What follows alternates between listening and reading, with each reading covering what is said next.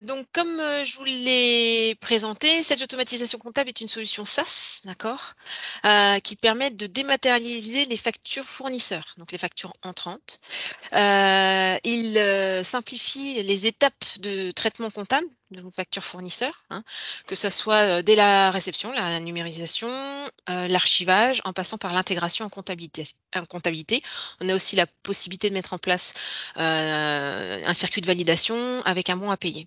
Donc tout ça, Tayeb va vous l'expliquer, vous le montrer.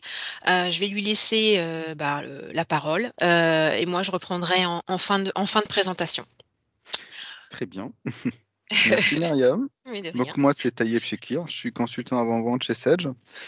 Donc tout d'abord je vous remercie de vous être connecté et puis toujours un plaisir pour moi de présenter nos outils. Aujourd'hui, comme l'a dit Myriam, ça sera le tour de Sedge Automatisation Comptable, hein. Donc moi j'anime pour plusieurs produits. Aujourd'hui focus ACS, je l'appelle ACS. Donc si vous entendez ACS au fur et à mesure, c'est Sedge Automatisation Comptable, hein, voilà. Allez, sans transition, je vais donc vous présenter sur mon PowerPoint théoriquement, on va dire, et avec des schémas, avec des bénéfices, etc. Donc l'offre, puis on partira sur une démonstration pour que vous voyez à quoi ça ressemble pour de vrai. Donc, comme l'a dit Myriam, cette automatisation comptable, c'est une solution cloud.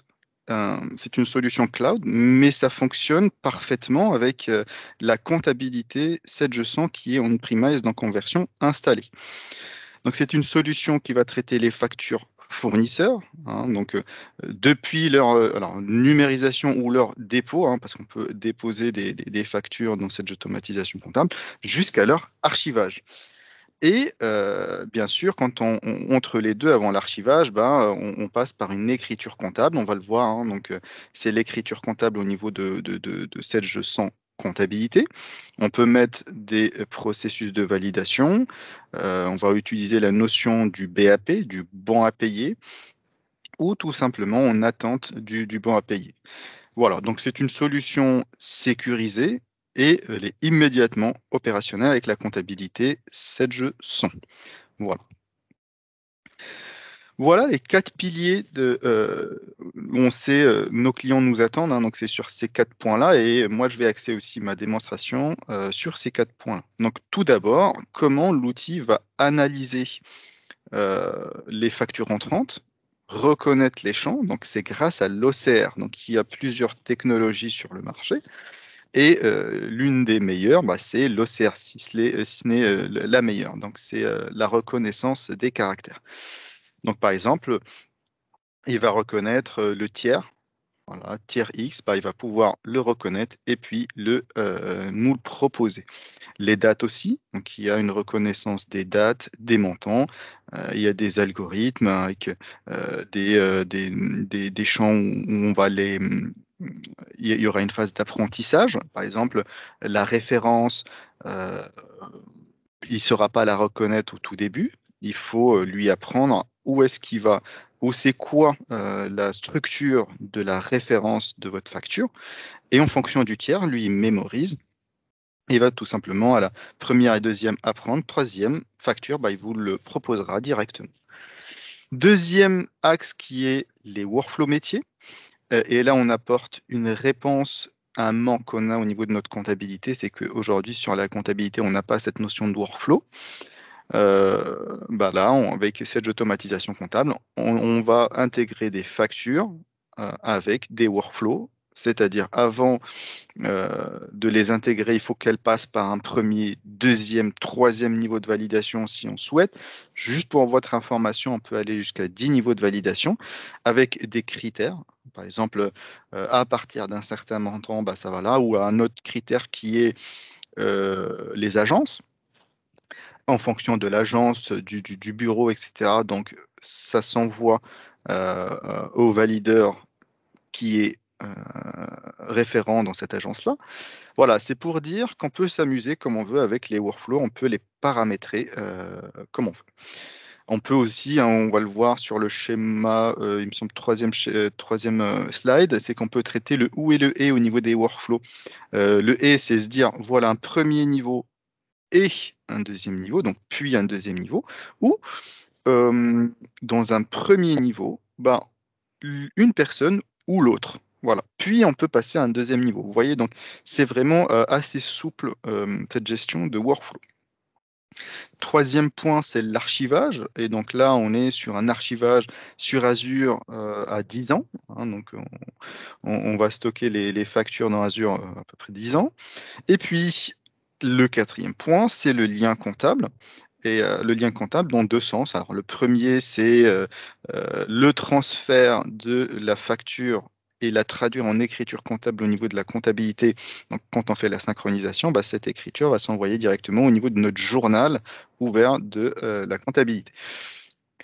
Eh bien, le lien comptable aussi, et ça c'est une demande qui revient souvent, c'est que les comptables, bah, ils nous disent, nous on est au niveau de notre comptabilité Sage, on veut avoir le PDF de la facture qui est stocké avec la ligne d'écriture comptable. Bah, on va pouvoir le faire aussi. Donc là, on est au niveau de la comptabilité, on a des documents rattachés, bah, on peut les consulter et voir le PDF de la facture qui est stocké avec l'écriture. Je passe aux bénéfices clients. Alors, il y en a plusieurs, les bénéfices. Le premier, donc on est dans la dématérialisation, donc forcément dans la réduction des coûts.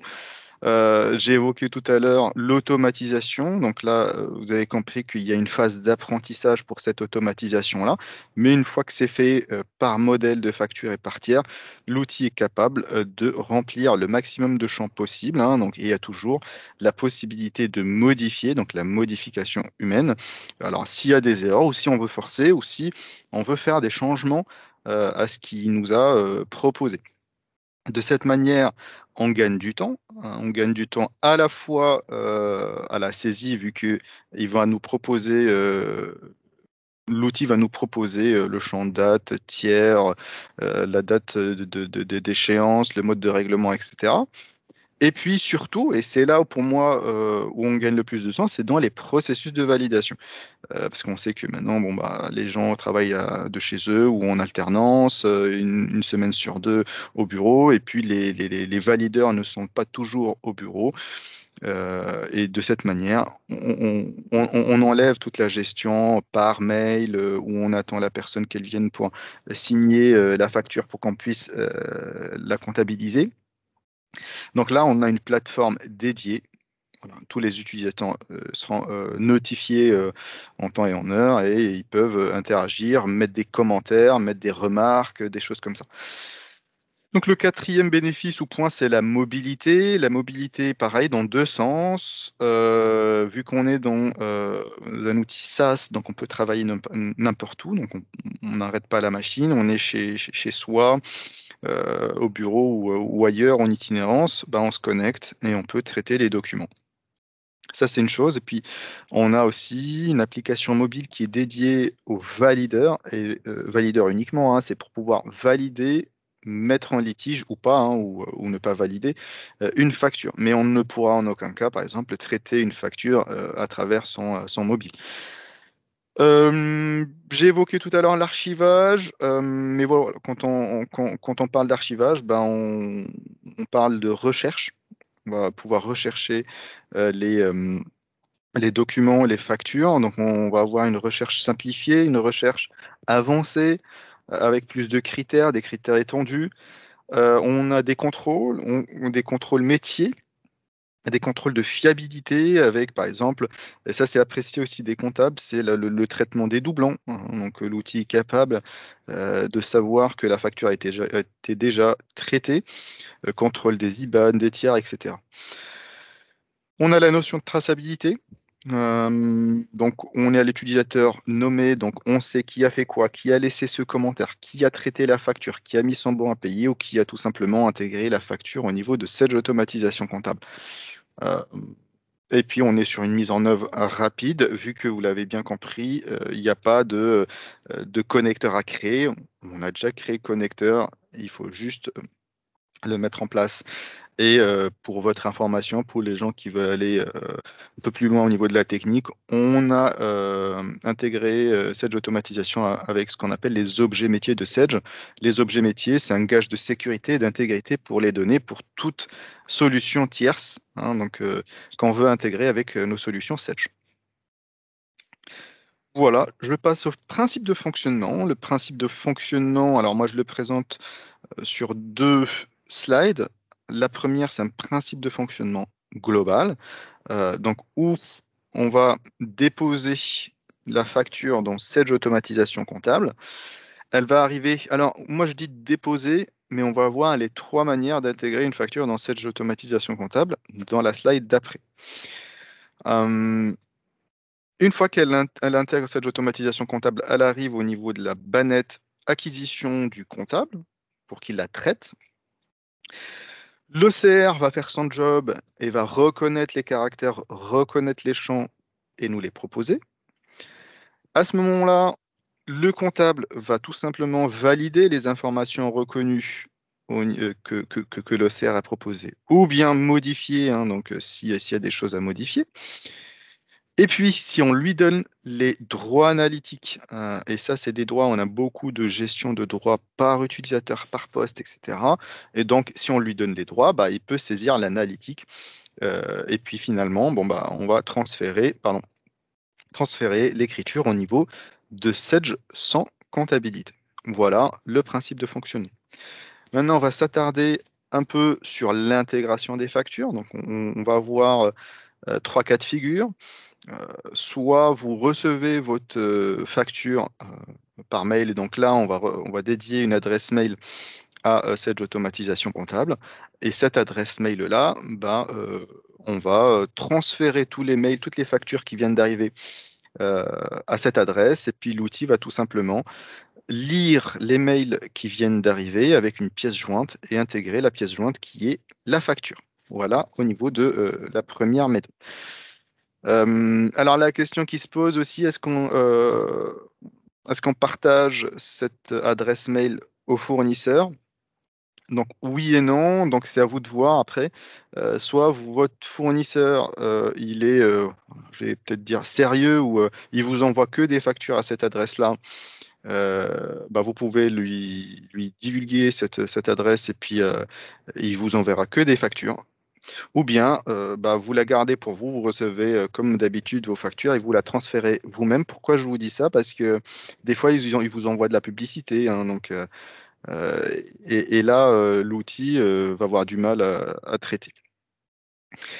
Alors, deuxième cas de figure, c'est je reçois mes factures en papier.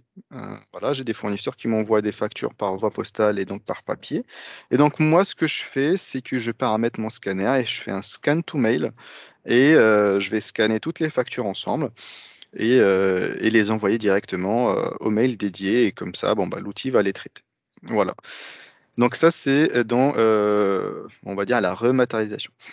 La dématérialisation des factures qui viennent d'arriver en papier.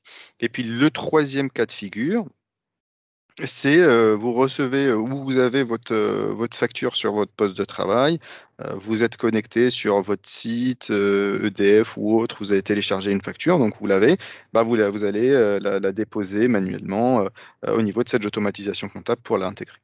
Voilà. Une fois que la facture arrive au niveau de la bannette du comptable ici, donc c'est lui qui reçoit la facture. Tout à l'heure, on a vu comment.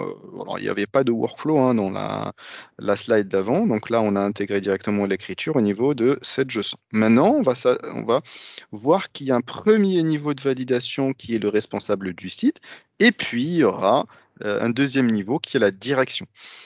Une fois que la facture arrive chez le comptable, il la traite et puis en fonction du workflow, bah, elle passera au responsable du site. Alors, soit à Paris, soit à Nantes. Vous voyez, là, je vous ai dit que tout à l'heure, on pouvait gérer le où. Bah, vous voyez, en fonction de cette notion d'agence, bah, on envoie au valideur qui doit valider cette facture en fonction de cette agence. Et donc ici, si on fait un arrêt sur image ou sur process à cette étape-là où la facture a été validée par le comptable, enfin traitée par le comptable et envoyée pour un premier niveau de validation qui est le responsable du site. Si je m'arrête et je fais une synchronisation pour renvoyer les informations au niveau de ma comptabilité, alors qu'est-ce qui se passe? Vous voyez, donc là, on est dans un cas où la facture n'a pas été totalement traitée. Elle est voilà, à mi-chemin. Donc maintenant, on va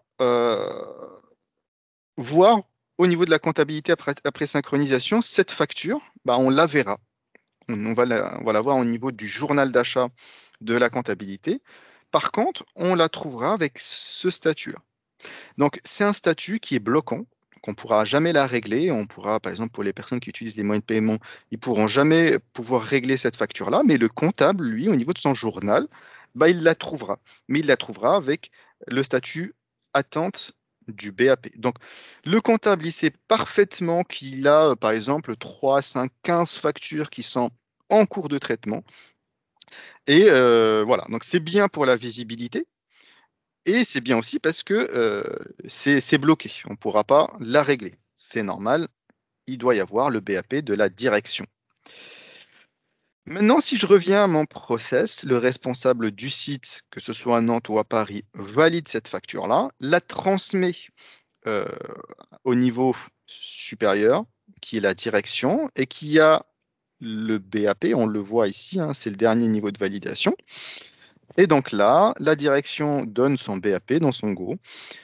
Et si à ce moment-là, on synchronise, on fait la synchronisation comptable, ben on synchronise aussi ce statut. Il passera de ATT BAP à BAP ou le mode de règlement adéquat pour qu'on puisse aller régler cette facture.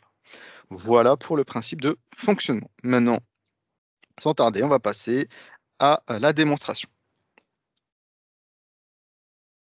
Hop.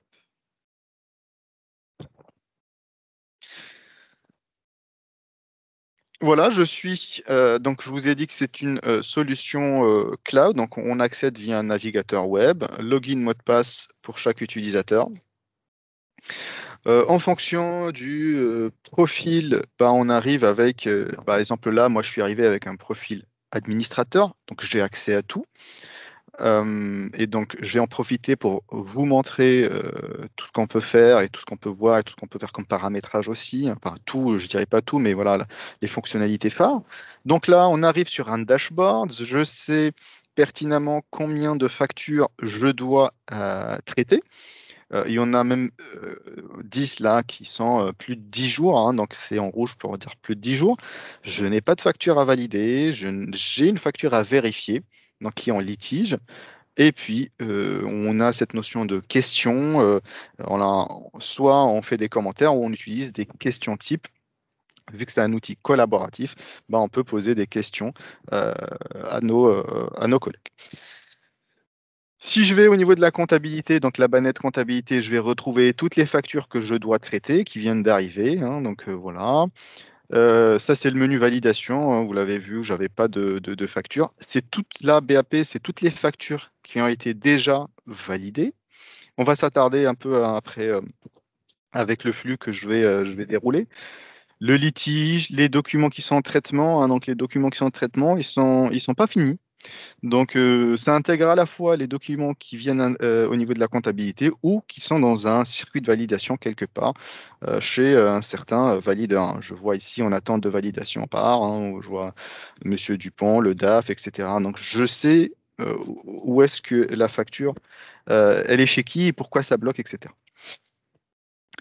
Alors, ce qui m'intéresse le plus en tant qu'administrateur, c'est le menu administration. Donc là, je peux retrouver toutes mes données, les agences, les données analytiques, à savoir que quand on met en place cette automatisation comptable, on récupère toutes vos données comptables et puis tout ce que vous avez comme plan analytique, tout ce que vous avez comme modèle de saisie, hein, aussi. Les journaux, tout en fait, hein, on récupère, c'est comme si vous étiez au niveau de votre comptabilité. Ici, j'ai des grilles de saisie, c'est les grilles de ventilation analytique que vous utilisez si vous avez l'analytique, mes plans analytiques, mes comptes. Donc, les comptes, c'est les comptes fournisseurs. Voilà, donc là, moi, c'est tout ce que j'ai au niveau de ma comptabilité, hein, donc on les retrouve ici. Et puis, j'ai la possibilité de créer depuis cette automatisation comptable un fournisseur. Et puis, quand je le crée, quand je fais ma synchronisation, eh ben, j'envoie le tiers au niveau de ma comptabilité. Donc, vous voyez, la synchronisation, elle permet à la fois de récupérer des informations depuis la comptabilité, mais aussi envoyer des informations depuis cette automatisation comptable à la comptabilité. Donc ça va dans les deux sens. Voilà, par exemple, si je rentre au niveau de mon tiers, bah, je peux retrouver tout ce que j'ai au niveau de ma fiche tiers comptable, hein. Donc toutes les informations liées à mon tiers, les comptes fournisseurs, ok, les numéros de téléphone.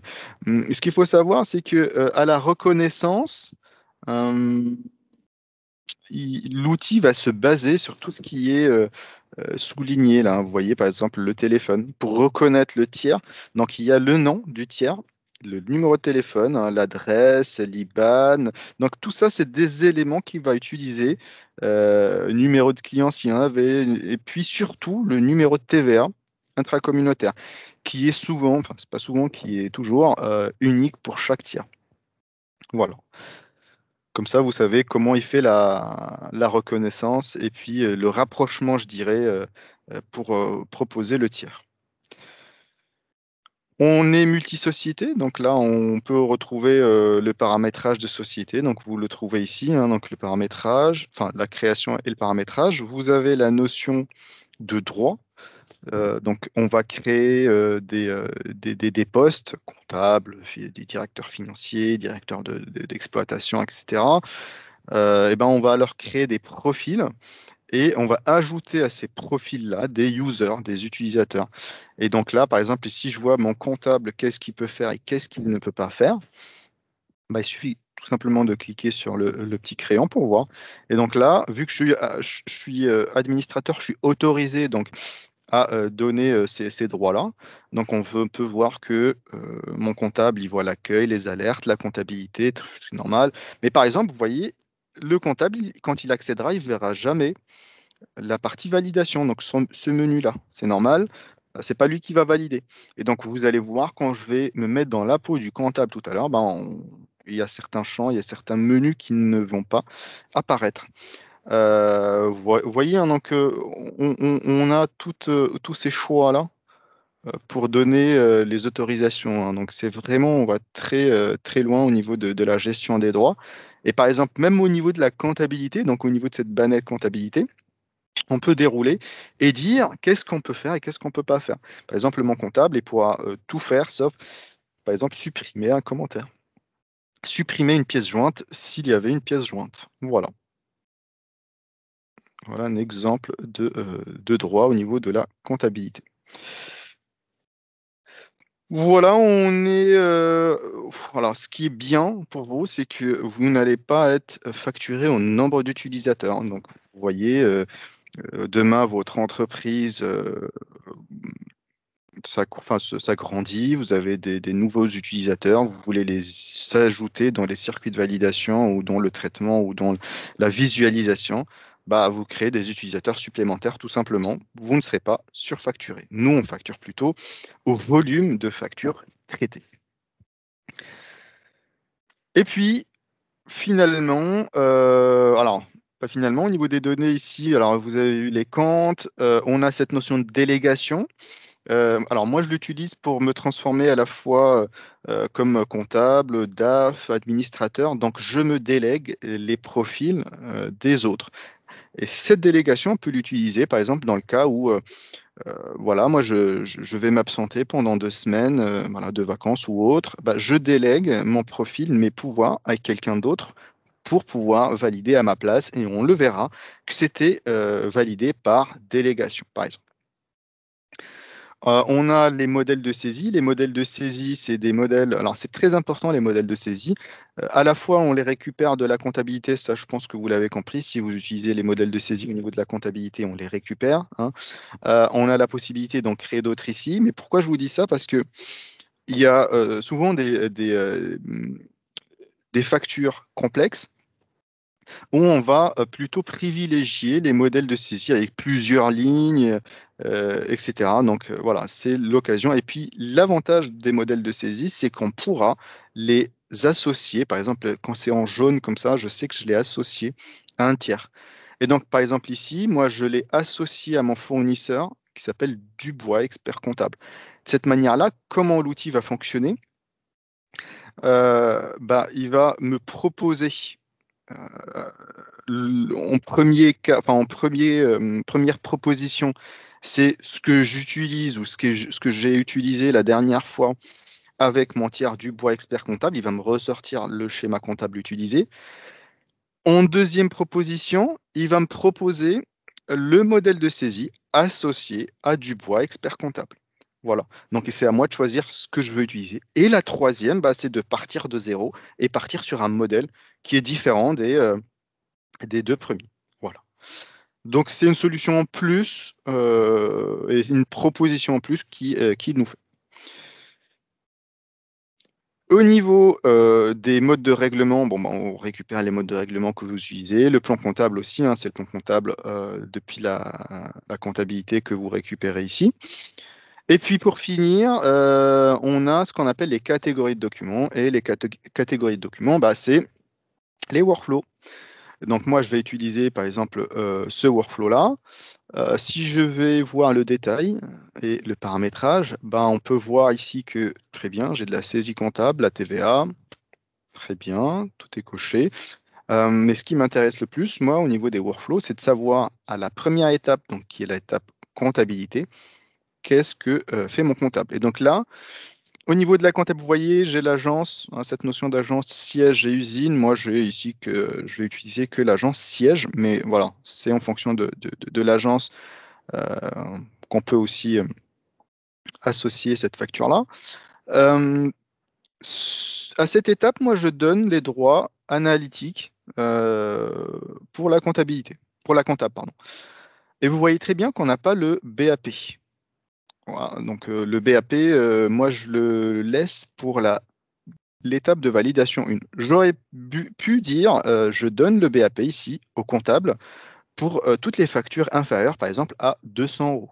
Donc, pas la peine de les passer sur des circuits de validation. On va les intégrer directement. Le comptable peut les intégrer directement au niveau de la comptabilité. Ça ne sert à rien de les faire valider, c'est juste une perte de temps. Si je passe à l'étape de validation 1, donc là, si vous comprenez bien mon paramétrage, donc toutes les factures qui passent par la comptabilité, bah, elles sont obligatoirement passées à l'étape de validation 1. Le comptable ne pourra pas les intégrer en BAP au niveau de la comptabilité. À l'étape de validation, donc moi j'ai défini le DAF comme valideur ici. L'agence, je l'ai associé à l'agence siège. Et puis, lui, il reçoit toutes les factures supérieures à, et donc 0. J'aurais pu dire toutes les factures supérieures à 500 euros, il les reçoit. Et puis, toutes les factures supérieures à 200 euros, bah, c'est quelqu'un d'autre ici qui va les recevoir. Vous voyez. Et donc, moi, j'ai donné le BAP à mon DAF. Et il y a toujours un plafond, donc on a mis le. Voilà, là j'ai mis le maximum en fait, hein, pour dire il a le BAP sur tout. Voilà au niveau de ce BAP. Maintenant, je vais me mettre dans la peau du comptable. Vous voyez déjà, quand je me connecte en tant que comptable, ici j'ai perdu la validation. Vous vous rappelez tout à l'heure, bah, le comptable n'avait pas accès à la validation. Vous voyez aussi ici, je n'ai pas accès à grand-chose, hein, donc voilà. Donc par exemple tout ce qui est droit utilisateur, etc. On n'a pas accès.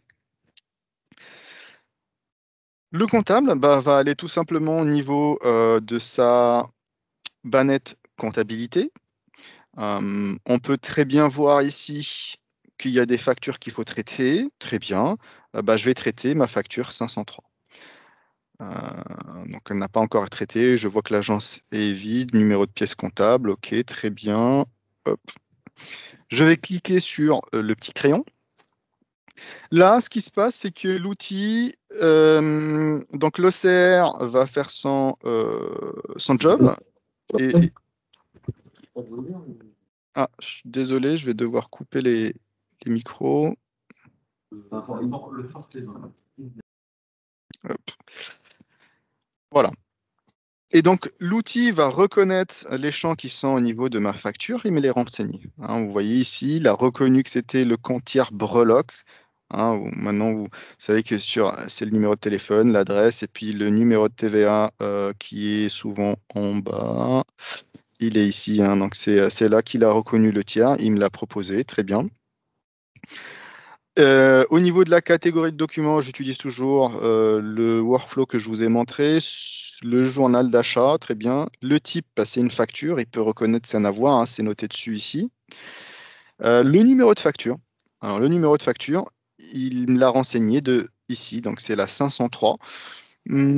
À savoir que le numéro de facture, à la première ou deuxième facture, il ne va pas le reconnaître. Pourquoi? Parce que c'est pas il n'y a pas un algorithme utilisé par tout le monde, type voilà, un champ type date ou montant, parce que le numéro de facture va être différent d'un fournisseur à un autre.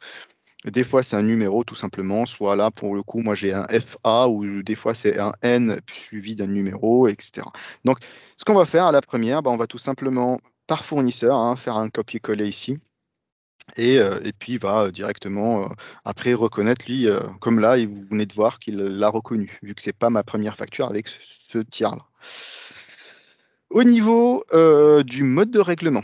Alors le mode de règlement, ici, on peut voir que c'est virement, et lui, il m'a renseigné un chèque. Donc au niveau du mode de règlement, ce qui prime, c'est la fiche tiers, et ce que j'ai paramétré au niveau de ma fiche tiers, au niveau de ma comptabilité. Donc, si je vais au niveau de mon fournisseur Breloque, bah, je peux très bien voir ici que le mode de règlement, bah, c'est plutôt chèque que j'ai paramétré et que j'ai mis ou j'ai privilégié ou que j'ai négocié avec mon fournisseur. Voilà. Donc là, hop, donc là, c'est ce qui a primé. Alors, ça ne veut pas dire que c'est je suis obligé de le laisser comme ça, hein. Je peux le modifier. Voilà, j'ai tous les modes de règlement et je peux le modifier. Au niveau de la date de facture, très bien. Il a reconnu ici que c'était le 25 5. Et puis la date d'échéance, bah, il a tout simplement lu ici, le champ type date. Voilà. Quand il m'affiche cette petite icône-là, c'est que j'ai des jours négociés aussi avec mon tiers et que je peux calculer la date d'échéance qui sera différente. Hop, Breloque, qui est différente de la date qui est renseignée au niveau du document. Donc là, j'ai 45 jours fin de mois. Donc si je clique sur, hop, si je clique sur ici, calculer, il va me le calculer, il va me changer cette date-là. Vous voyez? Donc ça va être au 31/07. Donc il me calcule en fonction des 45 jours fin de mois. Sinon, si je veux revenir à la date qui est renseignée, bah, c'est tout simplement, j'ai les deux dates qui sont sur le document ici. Voilà. Le libellé, moi j'ai mis une règle, voilà, c'est le nom du tiers suivi du numéro de facture. Le total, donc il a reconnu ici que c'était le total, ok. La TVA, le TTC, très bien, il l'a reconnu ici. Vous voyez là, il me propose le dernier schéma comptable que j'ai utilisé, donc par défaut, pour gagner du temps.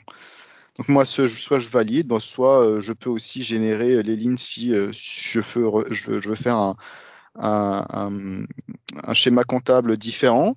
Je peux utiliser aussi un modèle de saisie si je veux. Voilà, j'aurai mes modèles de saisie ou bien tout simplement ici repartir de zéro. Alors moi, j'ai paramétré de l'analytique, hein. Donc j'ai de l'analytique sur hop, euh,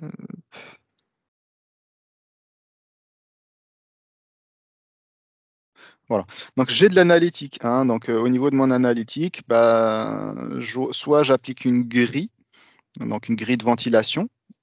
C'est des choses que vous utilisez au niveau de votre comptabilité. Ou bien, moi, voilà, je sélectionne mon plan analytique, très bien.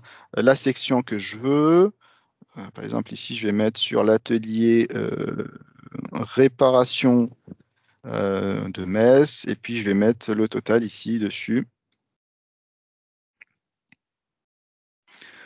Voilà, je peux mettre une pièce jointe si je veux, ou bien tout simplement poser une question à un collègue, je redirige vers une autre société si c'est pas la bonne société, je mets la facture en litige, hein, si il y a un problème dessus, ou tout simplement transmettre cette facture à qui? En fonction du workflow, vous vous rappelez tout à l'heure que c'était le DAF qui doit recevoir toutes les factures du comptable.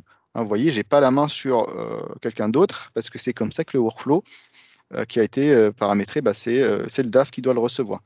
Et donc là, valider, par exemple, là, je mets commentaire, hop, et je transmets ma facture pour validation. Hop, ici, je fais ma synchronisation. Si je reviens pour voir comment l'outil va réagir, donc rappelez-vous tout à l'heure, j'avais mon document qui était au niveau de ma bannette comptabilité, hein, et j'en avais 12 tout à l'heure ici. Maintenant, c'est 11, vu que le comptable a traité cette facture-là. Donc, je la trouve où? Je la trouve au niveau du document en traitement, donc c'est la 503. Et puis, je peux la suivre, hein, donc l'agence, c'était ce siège, le workflow qu'elle suit, c'est ce workflow-là, la date d'échéance, etc. Et ce qui m'intéresse, c'est en attente de validation par le DAF, pour le coup ici, à l'étape 1. Voilà. Et donc, je peux voir que j'ai laissé un message. Donc là, pour dire, il y a une communication, voilà.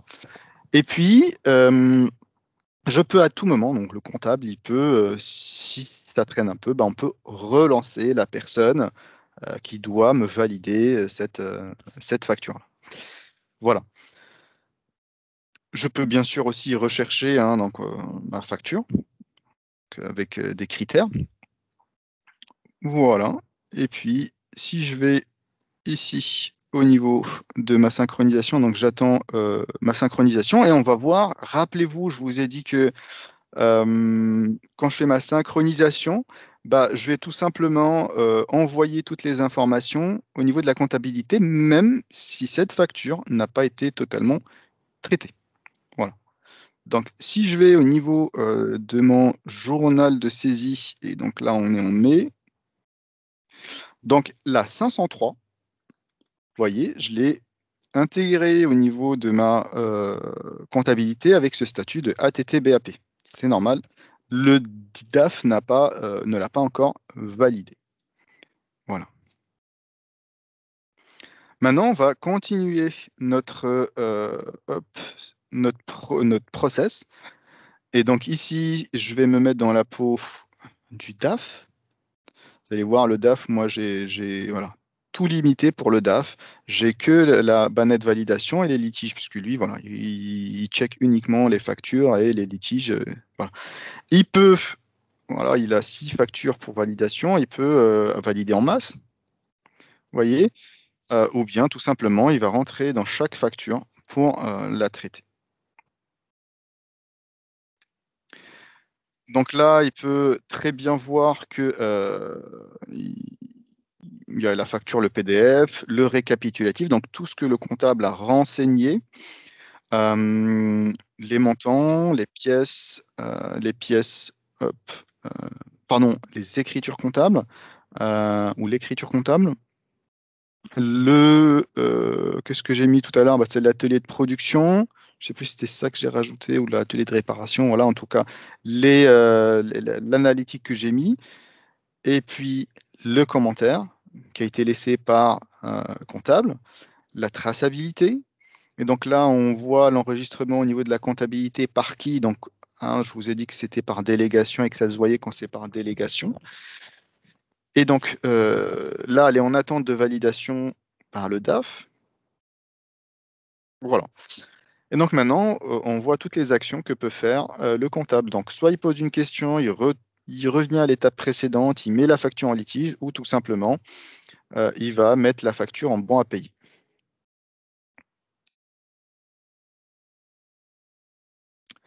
Donc facture traitée. Voilà. Donc, vous voyez ici, il n'a que 5 maintenant, parce qu'il a déjà traité. Je vais relancer ma synchronisation. Et donc là, alors, juste pour info, hein, donc, la synchronisation, Alors moi, je l'ai fait là manuellement comme ça pour vous montrer à chaque étape comment l'outil réagit. Mais l'idée, c'est de la planifier. Et donc là, on planifie en fonction de la société, à quelle fréquence on veut la faire, donc par exemple chaque jour, à partir de quelle date, et l'heure de la synchronisation. On peut faire par exemple la synchronisation à 23 heures à minuit, comme ça le matin, on a toutes les factures, tous les statuts, etc.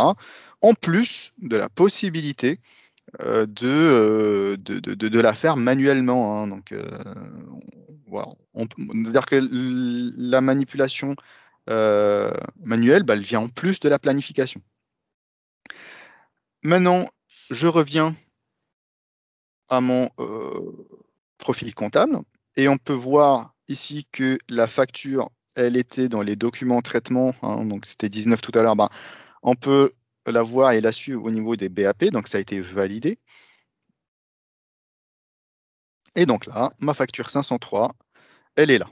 Elle est au niveau des traitements. On peut suivre le fil de discussion. Donc voilà, le premier message que j'ai mis à valider et puis traiter, hein. Donc on peut les voir ici. Maintenant, on va vérifier au niveau de ma comptabilité. Et je vais aller au niveau de mes journaux de saisie, mon journal de mai, très bien. Et donc ma facture 503, ben, on peut très bien la retrouver ici. Et donc le statut change de ATT-BAV au mode de règlement qu'on a mis au niveau de l'écriture. Donc c'était chèque tout à l'heure. Quand c'est en gras comme ça, hein, vous le savez, il y a de l'analytique, on peut le retrouver ici, hein, l'analytique, vous voyez. Et puis voilà, pour tout ce qui est documents rattachés, bah, on va retrouver, donc je vous ai dit qu'on retrouve le PDF de la facture associé à l'écriture comptable, bah, c'est chose faite, hein, voilà. Donc on arrive directement sur le PDF et on peut même voir qu'il y a un tampon qui s'est rajouté, qui est un tampon pour dire voilà, ce document a été traité avec un BAP à telle date, par qui, ben, par le DAF, valideur. Ça, c'est un tampon qui est totalement personnalisable. Moi, je l'ai imaginé comme ça, mais voilà, vous avez des tags, vous pouvez utiliser ces tags-là. Voilà pour la démonstration. Moi, j'ai fini la démo. Je vais dérouler rapidement le découpage fonctionnel. Donc, on a deux versions, une standard, une premium. La différence, c'est qu'au niveau de la premium, ben, on a la gestion analytique, on a l'application mobile. Pour les valideurs, on a des circuits de validation euh, qui sont présents sur la premium et non sur la standard. Au niveau de la premium et au niveau des traitements du nombre de factures traitées, on peut aller. Alors, 100 000, je n'ai pas encore vu 100 000, mais voilà pour dire illimité, mais avec des paliers, hein. Donc, premier palier, c'est 1500, puis 3000, 5000, etc. Alors qu'au niveau de la standard, bah, on est bridé à 1500 factures. Bah, après, si vous les atteignez, vous avez la possibilité soit de switcher sur une premium et donc le niveau le plus haut, ou bien tout simplement acquérir des packs de 500 factures. Au niveau de la premium, on est sur un nombre d'agences illimité, alors que avec la standard, c'est une seule. On est multi-société au niveau de la premium et mono-société sur la standard. Voilà la différence entre les deux. Pour finir, donc, on a un connecteur bidirectionnel donc, qui récupère des informations depuis la comptabilité vers ACS et puis de ACS vers la comptabilité. On a cette notion de traçabilité, on contrôle les doublons, les RIB, l'échéance, etc. On a des circuits de validation avec du conditionnel, on l'a vu, hein, au niveau du paramétrage. L'application mobile est disponible donc, pour les valideurs pour valider en itinérance ou mettre en litige des factures. On gère le bon à payer, on est multi-société, on a le lien du document depuis l'écriture comptable, donc là on vient de le voir avec l'écriture comptable. Une fonctionnalité qui est assez appréciée aussi des comptables, c'est la gestion des clôtures qui est propre à cette automatisation comptable et donc sans incidence sur la comptabilité. Donc voilà, c'est juste pour gérer ou mieux gérer. Et puis, pour les personnes qui utilisent la gestion commerciale Sage, on a une fonctionnalité qui va leur permettre de rapprocher les bons de réception ou bons de livraison ou réception. Alors si on est là, on parle de fournisseur, donc c'est plutôt réception de la gestion commerciale avec les factures. Voilà. Et puis, je suis ouvert à vos questions.